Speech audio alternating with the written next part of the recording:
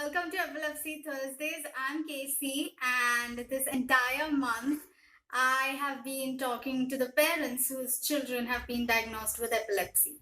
So, my very first suggestion to the parents was do as much research as possible. Talk to the doctors, do not feel shy as to when it comes to asking questions or your doubts regarding what is happening to your child. Do as much research as possible. Read up articles that are there available on the net. There are tremendous amount of articles that are available online. So research, read upon, ask your doctors. Do not hesitate before asking anything that is playing in your mind. My second suggestion was make your child, sit your child down and tell him or her as to what exactly is happening to them according to the doctors. So there is a possibility that the child may not understand what is happening to them. So you have to give them a name as to what is happening. So you have to sit them down, be transparent as to what is going on or what you have read about. Ask them if the child has developed communication skills, then if he or she is above 10, 12, then send them the links and ask them to read up upon it. If the child is about 6 or lesser than that, then just calmly try telling them, sharing them what the doctor told you in their language as to what they can understand. They might not understand all the details, so you don't need to tell them all the details, but superficially you should tell them as to what is happening to them. My third suggestion was listening to them. Ask them what they are going through, because yes, medically you might have researched everything, you are like 110% sure as to what is happening to my child, but mentally the person who is going through the entire thing, he or she needs to be heard. So try to be confident when it comes to understanding what is happening to your child, so as to he or she can open up and share and tell you what is happening. That is extremely important because of the first suggestion that I'm going to share today. The thing is, what happens is, due to medications, obviously everyone is put on medications. So due to the medicines, a person tends to be extremely tired, extremely exhausted, and tends to sleep a lot. Yeah, like any normal person who gets tired or exhausted sleeps a lot. And that is exactly what the tablet is supposed to do. It is to calm yourself down.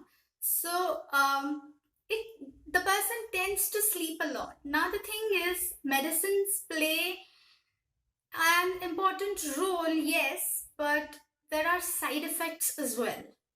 I will be talking about the side effects later on, but right now, for now, I am just going to broach it superficially. So every medicine that your child is prescribed has a side effect. Obviously, you should ask the doctor what sort of side effects do the medicines have, what will happen to the child, what will not happen to the child. You can always read it up. Like these days, when I was a child, we did not have, of course, there was no internet when I was diagnosed with epilepsy, but not in India at least. So whatever material my parents had regarding the medications was only limited to the doctor's knowledge. Now the thing is, today, we can just type in the medicine's name and there comes a list of all the side effects, all the effects as to what the medicine does or does not do, how it affects your health, etc, etc, etc. So you can check up on the net as well as to what the side effects are, but of course ask the doctor as well. So yes, but on an average, like every medicine has one side effect, that is, it makes you tired, exhausted. There are certain medicines which play with your mind as to there are mood swings that are involved. So for that, for you to understand why your child is behaving so randomly, so irrational and erratic and illogical, you need to be a confidant. You need to listen to him or her as to what that they are going through at that point of time. Many a times it happens is like you yourself realize that I know I'm being irrational. I know I am throwing a temper tantrum for no rhyme or reason, but I cannot control it. And yes, that does happen. And it not only happens during chumps. So men out there, it has got nothing to do with parents. No, actually, there are times when hormones do play a role as well.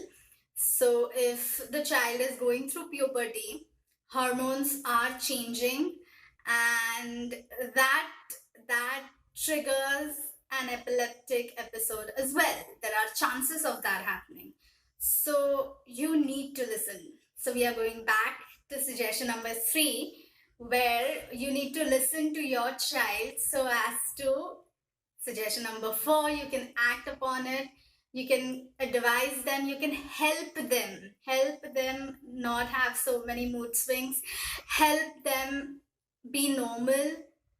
They won't have to hide what is happening inside them, and they can share with you. So yeah, that's suggestion number 5.